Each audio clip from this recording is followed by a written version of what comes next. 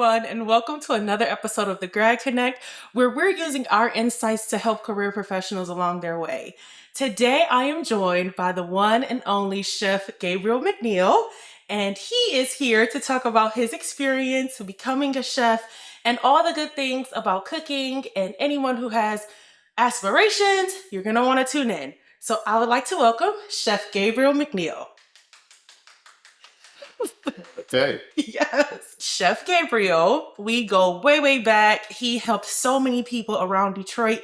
He's been a chef in Detroit for a very, very long time, cooked for some very important people. And anybody who's on the food scene knows you, pretty sure. Pretty much. Pretty much. So I want to hear all about it. First of all, let's take it all the way back to young Chef Gabriel, before you were Chef Gabriel, and tell me what even sparked your interest in cooking at all. Well, young Chef Gabriel, meaning that around 1986 is when I really started cooking hard. Okay. Had custody of my kids, and they got tired of franks and beans and hamburgers and French fries. Okay. And then being from Brooklyn, Okay. right, the people in the neighborhood on my block were from the Caribbean or from Africa or something like that. Wow. So their friends would always say how much and what type of foods they would have. And my kids would disappear around dinner time, and my brother helped me raise them. And I was like, Bob, where they at? Oh, jerk chicken down the street. Bob, where they at? Pepper pot up the road. Okay. So they were figuring it out. But Yeah. Okay. Yeah. They would go to whoever's house that was on the block that was making something they liked to eat. Yeah. So I had to figure out how I was going to create what they like to eat. Yeah. Right. So that was the beginning of the journey. Okay. And so in creating what they like to eat, where did you learn that from? Was it those neighbors who showed you? Yeah, it started out with the neighbors. Okay. I would go and ask them, okay, well, how you make this so I can go ahead and keep my kids out of your kitchen. Yeah.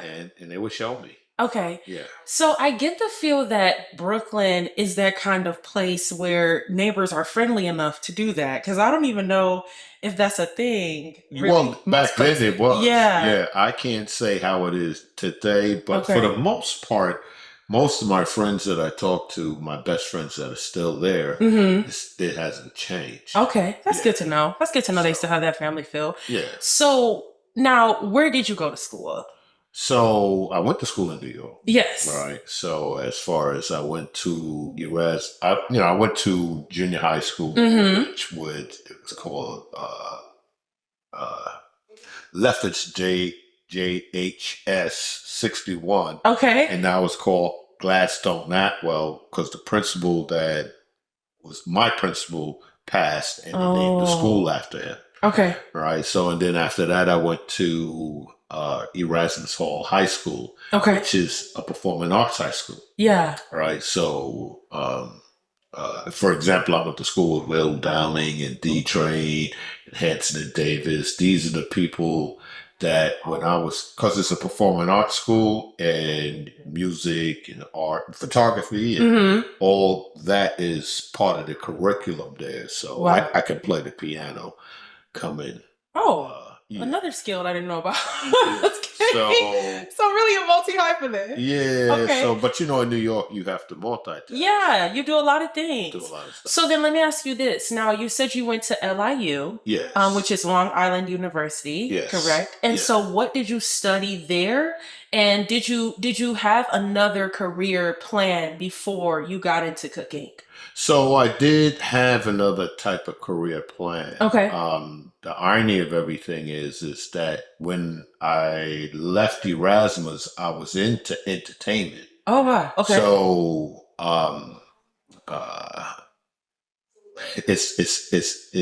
it's hard to describe it. So by happenstance, I got a job with R.J. Reynolds Tobacco Company. Okay.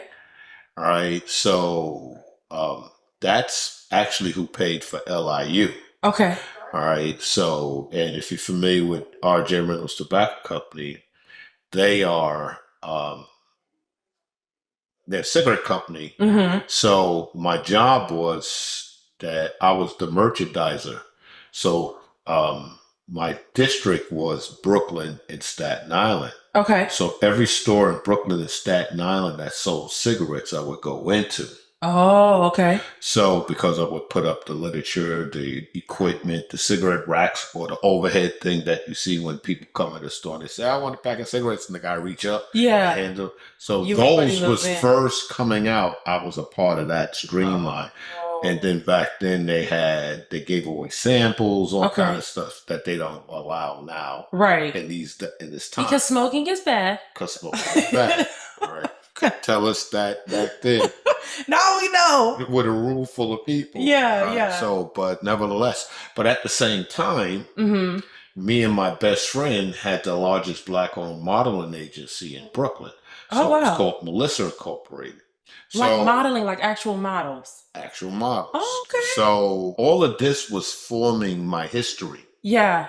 right? Because everything was about business, Yeah. right? So I learned how to do multitask in like how you can have 10 jobs and don't realize you have 10 jobs, Yeah. right? Because the amount of things that you're doing is regular and Yeah. common.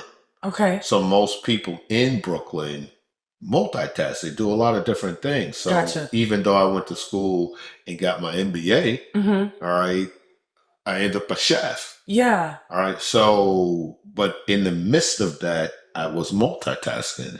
I was making, I ran some clubs. I was Mhm. part of a entertainment company called the Best of Friends. Okay. So the Best of Friends was the black-owned clubs Wow. that was the most popular. It was Brandy's was in Brooklyn, Mm.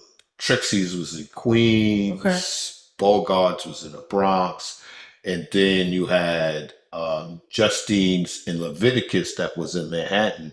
Yeah. Leviticus was the premier Oh, okay. entertainment club because whenever a performer like Rick James back then, Yeah. Yeah. or even Michael Jackson would perform at Madison Square Garden, Mm-hmm. the after party would be at one of those clubs Okay. because they would say, "Okay, well, we're going to send them there, and well, we're going to send them to be a part of." And then I managed the club, Yeah. so it was a real big multitasking. Yeah. So you had a lot of little things that you were doing. Lots of stuff. And so my question is, how did you narrow it down? And I know obviously cooking came out of necessity, but even like before that, how did you, if there's 10 things that you're doing, how did you begin to say, all right, I'm going to stop this, I'm going to stop this, I'm going to stop this, and just focus on one thing? Well, pretty much in the reality, it started narrowing down itself. Oh, okay. Okay. Right. So when what started to come out more at the end, so I worked at a company called Towers Financial. Mm-hmm. Right. This is what narrowed to push me to cooking. Gotcha. So during the course of everything, I left RJ Reynolds and opened up a stationery store. Okay. Then we turned it into a video club when went from beta to VHS. Okay. All right. And one of the guys that I was familiar with from RJ Reynolds from going to all those stores, Yeah. he said, you could put videos inside your store and rent. Okay. And we did. Wow. All right. And then I sold it, my share to the partner that I had. Okay. Right. Yeah. So, and his family took it over. Mm-hmm. And then I went and did something else. I opened up a clothing store. I had a hat store. And I would open them and sell them. Yeah. Right. At a laundromat, save on the wash. And they had this thing called TV traders. Okay. So I would go to the hotels when they upgrade their TVs that be in a room. Yeah. And buy all the TVs. Mm-hmm. And then sell them for $100 with your return of the old TV, because the parts in your old TV back then before flat screens, all the tubes and all the things was valuable. Okay. Wow. So I made a lot of money. So, but here's my thing, because This is so funny to me because my thing is, so you were always on the pathway of like, I'm gonna do like business and entrepreneurial It things, was like just in me. yeah, Yes. because it seems like you never even really looked at like the corporate or just like 9 to 5 lane. Did that ever cross your mind? That's where Towers Financial came in. Okay, so there was a piece of that. So I tried it. Gotcha. Right. So I got a position, and I was in the acquisition and merge division. Okay. So with this company, it was brand new, and we made $1 billion in a year. Wow. So it was salary plus commission. Still have some of that? He made $1 billion. He It's made another $1 billion. story to that. Yeah. Uh-oh. So when all the smoke cleared, the company moved from Manhattan. We was on 100 East 42nd Street off of Park Avenue. Okay. Right. So, and the company moved from there to New London, Connecticut. Okay. So what actually killed me was the commute. So the commute was like every day going to Cleveland. Yeah. Every day. No, Every day. never. Or No. like going from, so I was going from New York to Connecticut daily. Yeah. All right. So I spent more time on the street than I was at home. Yeah. And then I had custody of my kids. And I was married back then, so it was a lot. It was a lot. So I ended up just putting around, seeing what I wanted to do, and I was cooking for a local church. Okay. At a church. Okay. Right, and and people would say, "Man, you should go to school for it. You should go to school for it." Yeah. And my kids cheered me on. So I went to New York Culinary Institute of Technology, which became Cordon Bleu. Right. So most people are familiar with Cordon Bleu. It was in the Empire State Building. Right. So my final was, you had to do a dish. So my brother worked for embassy, worked for I'm going to say the name wrong. It wasn't Aruba, but Portugal. Okay. Right. And the chef there showed me the country dish. Okay. Where everybody, like for New Year's, what would be the main thing? Like what would be your main dish in Nigeria on New Year's? Everybody pretty much is making the same thing. Yeah. Right. Yeah. So I did that, and I presented it at my final and got a great grade. So I went back to him and said, "Thank you, man. Could I learn more?" He says, "You want to learn more?" I was like, "Yes." And he said, "Come on." And he took me to the UN. Oh, wow. So every country that was a part of the UN that had an embassy or even a restaurant that would be connected to, like Nigeria has the embassy there. There's a lot of Nigerian restaurants. So, and this guy knew the people. Yeah. So they would say, "Yeah, well, teach him how to make this and teach him." So every country, pretty much I learned something for a year. I didn't even work. Yeah. Right. I just did that, and I got to cook like all over the world. Wow. Yeah. That's interesting. So then here's my thing. How did you now end up in Detroit? So what happened is that somebody I was involved with, her family was from here. Gotcha. So her father had asked me, he was on his deathbed, actually. He had cancer. So he was like, get my daughter out of Brooklyn. So her brother and her uncles convinced me to come to Detroit. Gotcha. Right. Of course, she did not like it and went back to Brooklyn. And I stayed. Right. So the funny thing is that when we were dating, I lived around the corner from Spike Lee. Okay. Right. So I always call it 40 acres in the mule country. Wow. Right. So the Jay-Z had March. So Spike Lee was here. There. Yeah, Spike you were Lee up was there here. in Brooklyn. Spike Lee was here. Jay-Z was over here, Okay. and Bill Cosby was right here. Wow. All right, so they were the ones that was like redoing the neighborhoods. Yeah, yeah. Right, so the neighborhoods was coming up and going. So my Mhm. cooking aspect Mhm. at that time, because of Spike Lee having most of the people part of his production in the area, Yeah. a lot of the people lived there. Mm. Right, so it could be close to 40 acres. Mhm. So they would always give parties, and I Mhm. was a part of it. Wow. All right, so they'd say, "Hey, get Chef Gabe." You were at the parties. Were you catering or you were just hanging No, I was out? catering. Okay. Yeah, yeah, I catered. So you catered a few Spike Lee parties then. Well, I wouldn't say they were more Spike Lee. Spike Lee parties were. He didn't do like parties that I was aware of. Okay, got it. Most of the people, which is funny, were doing the parties that looked like they was competing with each other who done a party. Okay. All right, so Mhm. and I was okay with that. You Yeah. get the better party. You get the better So you party. can book both?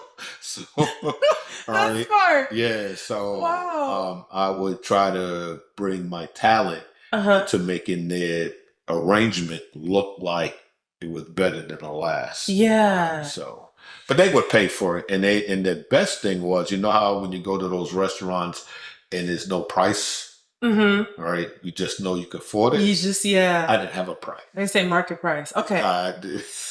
See, so you were kind of like exclusive with it essentially. Yeah, Like it was like when by it came to that, referral. and Okay. when it came to that, and Okay. then the last piece of that Mm-hmm. was I ended up working for Sedesco Marriott. Okay. All right, so it's Sedesco now, but when I worked for them, that same church, somebody that was going to the church worked for Disney. Okay. So in New York, Disney owns Eyewitness News, Channel 7, ABC, Mm-hmm. and Regis and Kathy Lee was in the studios back when he was around. Uh-huh. And All My Children, One Life to Live, Yeah. Yeah. was all in the same complex. Mm-hmm. So I would, I got a job with them. Yeah. And I would cook for those people, especially it was many kitchens there, Mm-hmm. right? So, and we only cooked for the employees. So it was like 5,000 employees Yeah. that we cooked for. So then you did so much with cooking, even in New York before you even came to Detroit. And then Mhm. you have a whole career here in Detroit. Did you ever foresee any of this, or did anybody ever hint at you like what to expect when you get into the cooking field? Did you ever foresee any of that when you got started? No, because it was a hobby. Yeah. Yeah, so I wasn't looking to cook. Mm-hmm. All right, it Mhm. was because I didn't have a restaurant in New York. Yeah. All right, uh, and when I came to Detroit, technically I wasn't planning on cooking. Right. All Right. right, so What did you plan on doing when you came to I Detroit? came to look to work for one of their plants. Oh. I had never done that. Okay. All right, so I was like, oh, and the family that had me come Mm-hmm.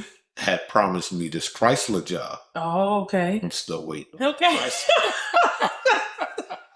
It did Still not wait- come. It did not come. Oh my gosh. So I what didn't did you, were you like, how did you respond to that? Because that's the scary thing about moving to a new state. It's like, what Well, if things don't fall the way you want them to? I didn't have that problem at the time. I was Okay. younger, of course, Uh-huh. and things were.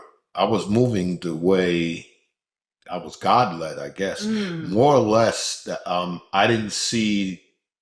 I wasn't fearful. Okay. I did so prior to all of this. You know, my kids was in college. I was able to move around. I went to Atlanta. I ran back to Brooklyn. I Mm. went to DC. I ran back to Brooklyn.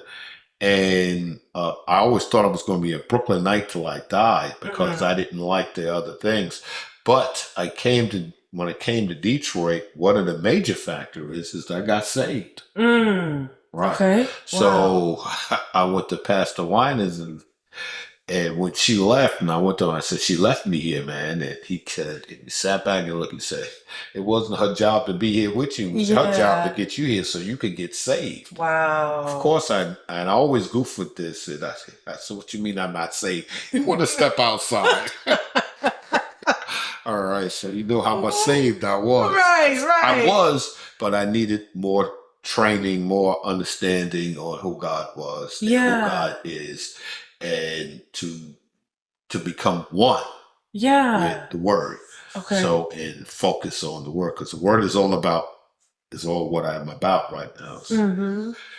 Trying to be Christ-like. Yeah. It's not easy. No. And so that's really interesting because you came here, essentially, you were promised something, but it didn't work out. I think even taking that leap shows what kind of faith you had. And like when you say you didn't have fear, that's such a big deal because it's like you literally were able to build a whole life here in Detroit, but you could have stayed in Brooklyn where you were comfortable because there is that possibility that what if things don't work out when you go to Detroit? Right. But you came and they worked out. Right. And so how many years now have you been in Detroit since that move? I've been here over 20. I moved here in 04. Oh, wow. In July of 04. In the summer of 04, when Detroit is popping. Right. So you came at a good time. Well, the summer of 04, to me, Detroit was struggling. Oh, yeah. Well, I mean the fun, but yeah. Yeah, Mm-hmm. it was struggling. Mm-hmm. And I watched Detroit grow. And I saw a lot of things that happened in Brooklyn happening here.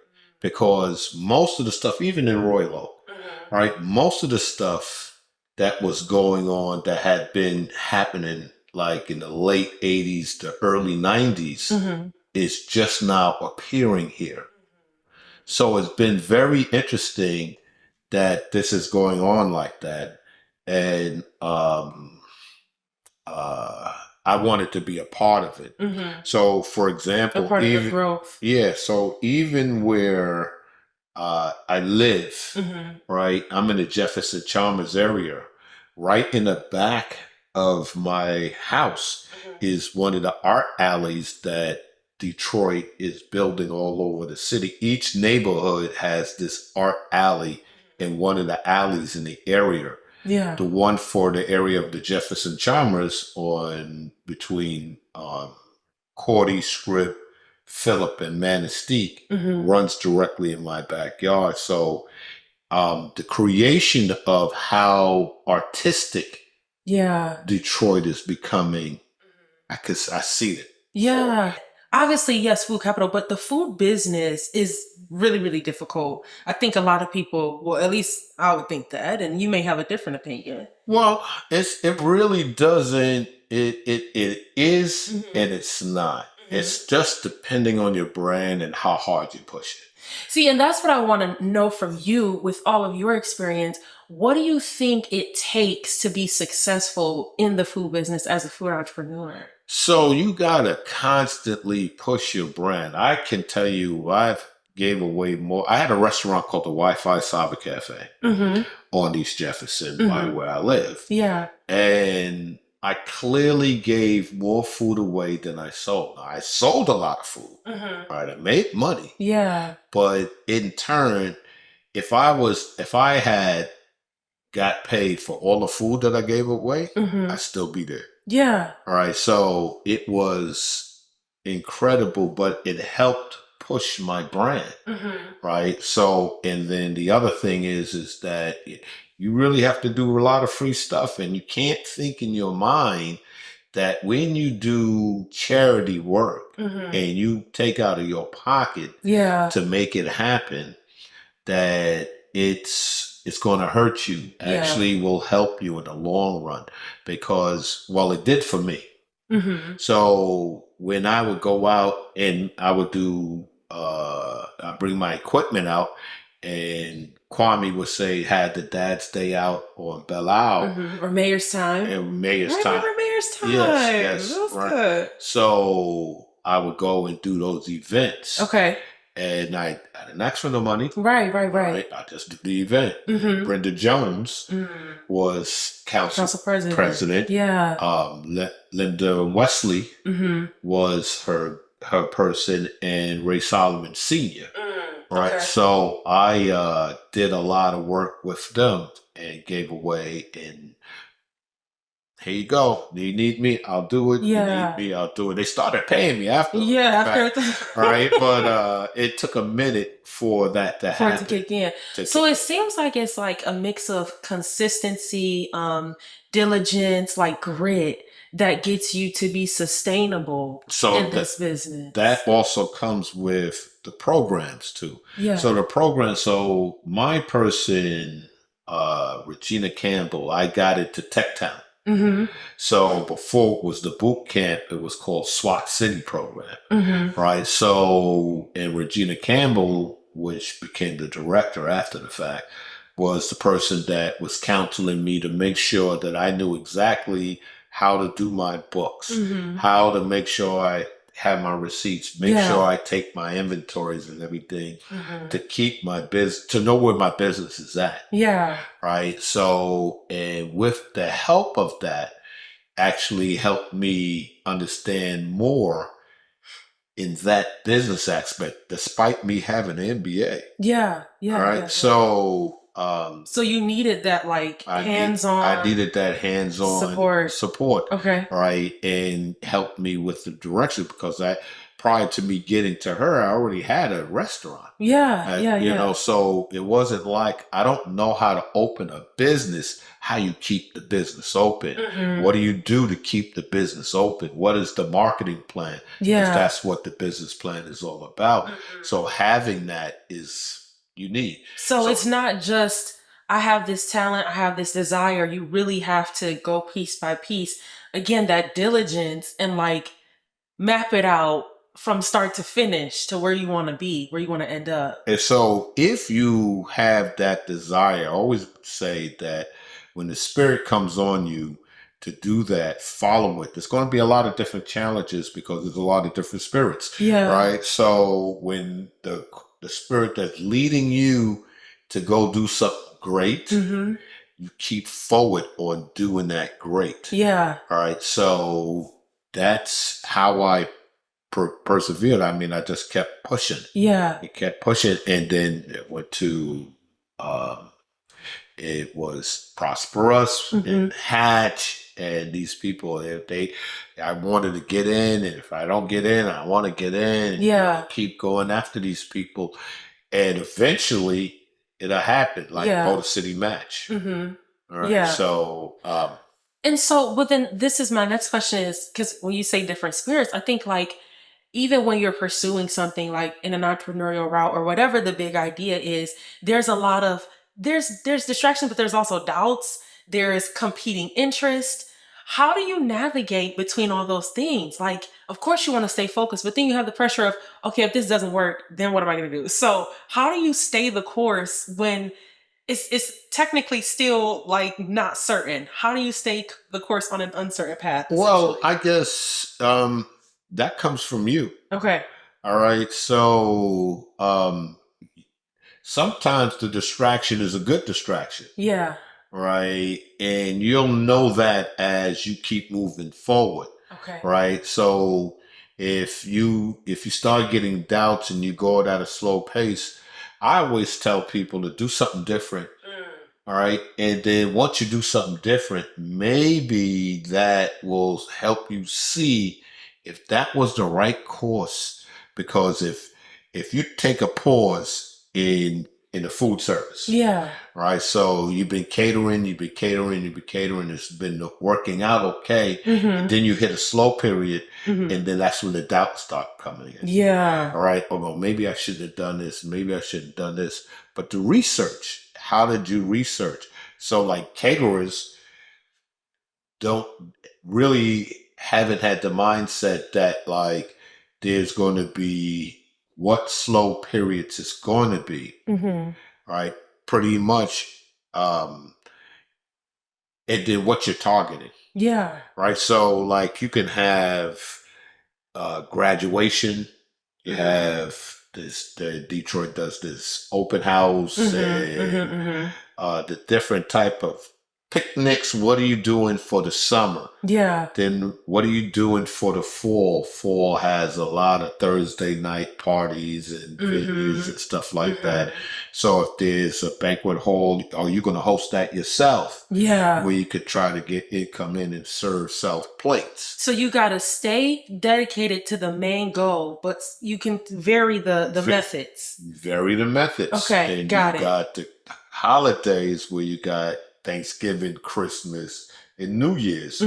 So you know you're going to be dead even maybe after Valentine's Day. Yeah. But you will kick back in. So you have to be like the ice cream man. Okay.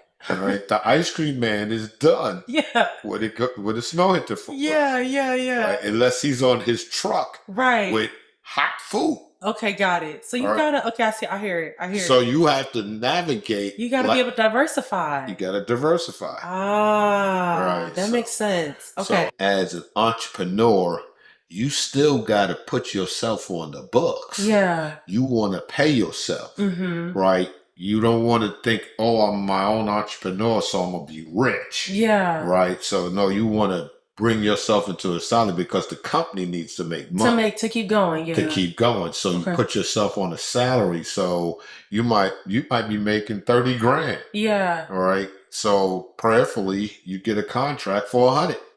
Right. So the company now will make some money and you make some money.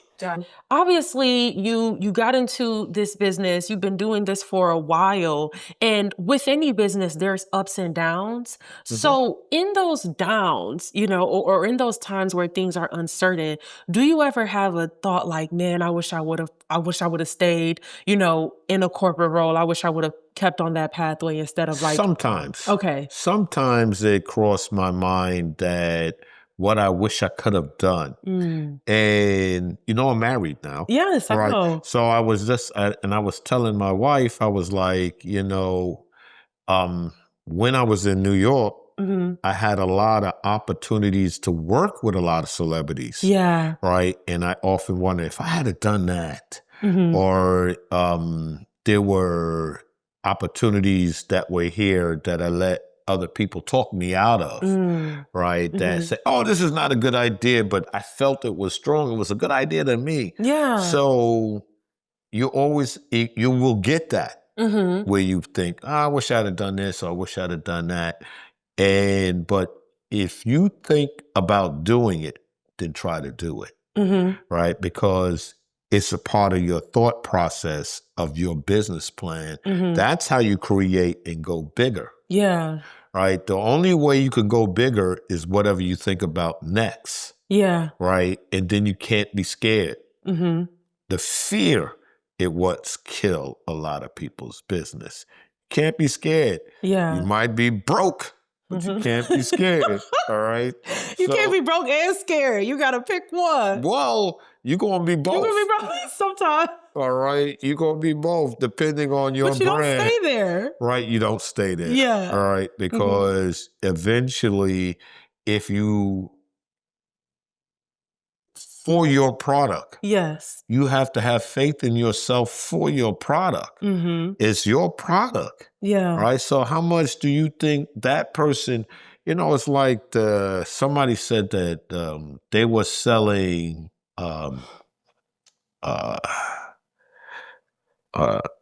it was like a newspaper and like paper dolls. Yeah. Right. You go online, there's thousands of paper dolls. But he said his paper doll was the best. Yeah.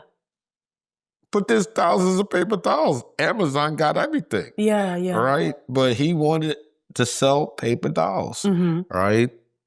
So you got to keep at it, keep at it, keep at it.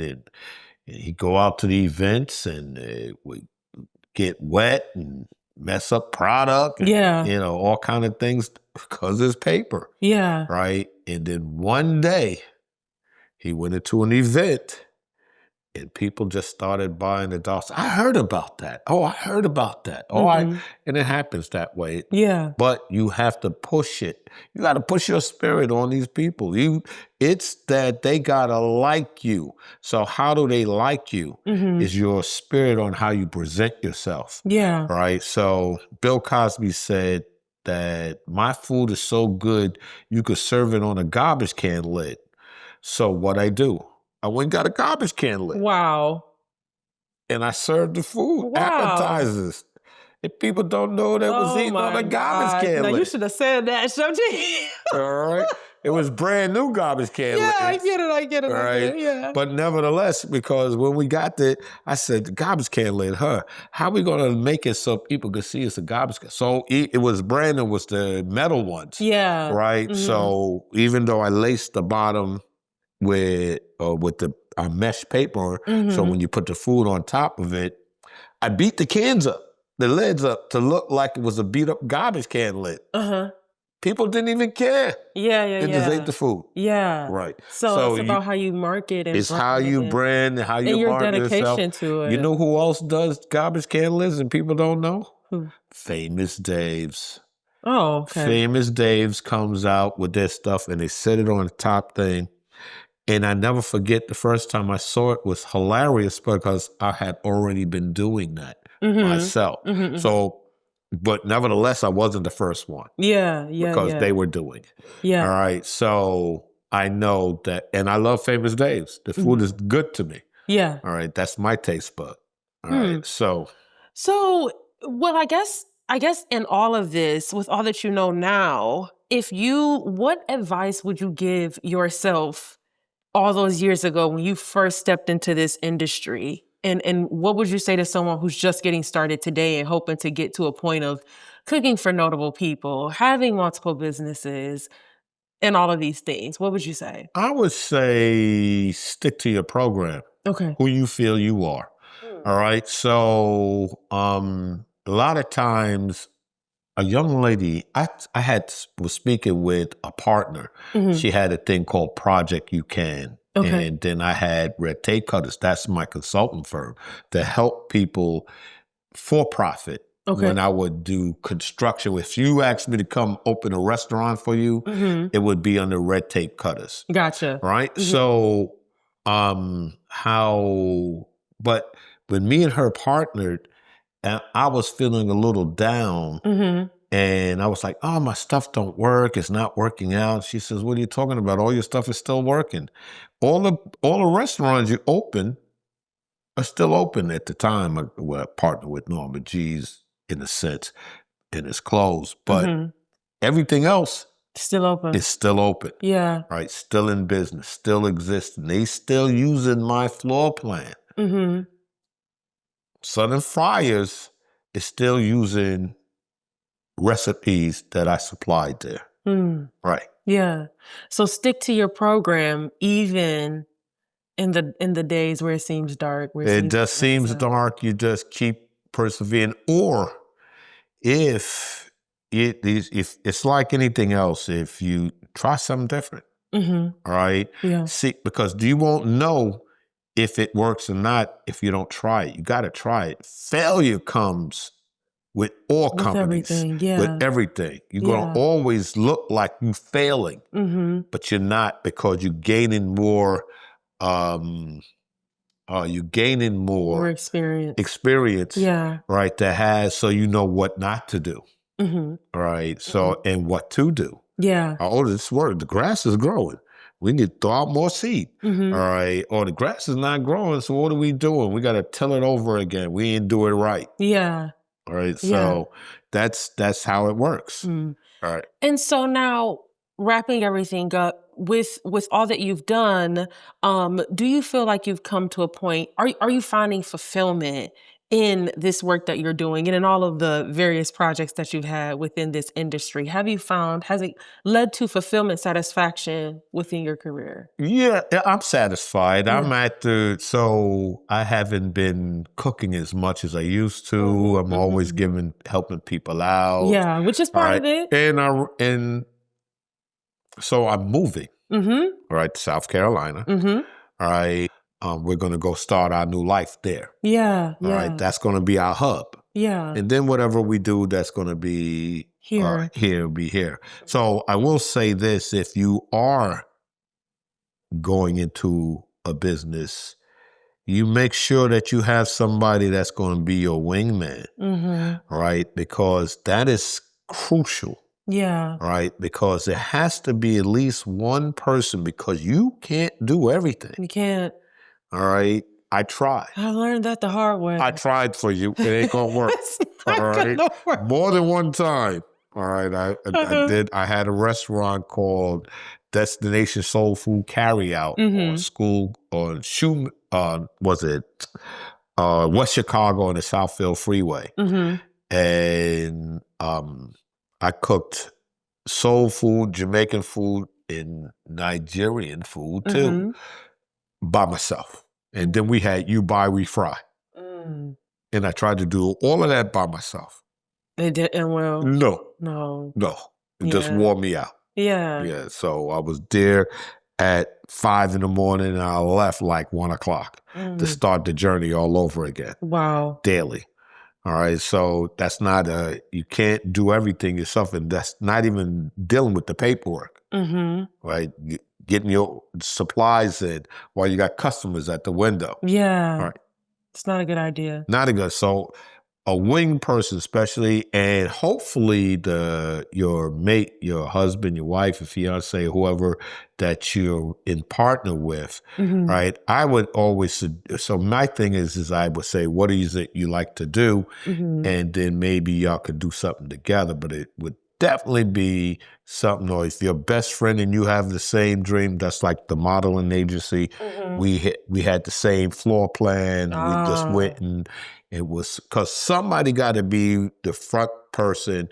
Who's going to be one? Who's going to be two? And to get it done. I don't really care for me. So the only thing that way your project would be good is if you have your partner in place, because when you have something yourself, or you just have a real great staff. Yeah. Right. That's the key. Yeah. The team. Noted. Okay. Right. Don't try to do it by yourself. Don't try to do it by yourself. Stick to your plan. Stick to your plan. Who you are. Stick to who you are. Keep the goal the same. Give God the glory. Okay. Give God the glory. That's number one. You're right. Give God the glory first. Right. Stick to your plan. Right. Make sure you have a team. Diversify when necessary. Okay, we got the keys to success. That's it. Yes. I'm excited. All right. So you do that, what you're doing here. Yes. Right. Okay, I'm going to do that. And keep pushing. Don't let nobody stop you. Chef G, thank you so much for coming and sitting down with me. This has been an extremely informative interview, and I've learned so much from you in general, always, but specifically today. Thank you so much for sharing all this insight. You're welcome. And I know this is going to help food entrepreneurs, not only here in Detroit, but all around. For whoever sees this video can take the information that you shared. So thank you for sitting down with me. Thank you also for being such a great support for many food entrepreneurs in the city, and always being available to share your resources and your knowledge. So You're thank welcome. you, Chef G. Thank you for having me. Of course. All right, but I will say one last thing. Say it. Tell us. Motor City Match. Motor City Match. I'm actually going to link all of these details that Chef Gabriel has shared. So if anyone wants to know the resources or needs to find it, you can find it in the links in the videos. So everything will be linked. Okay. Yeah, make sure you guys check it out. Thank you so much. And everybody, we'll see you on the next episode. Bye. Bye.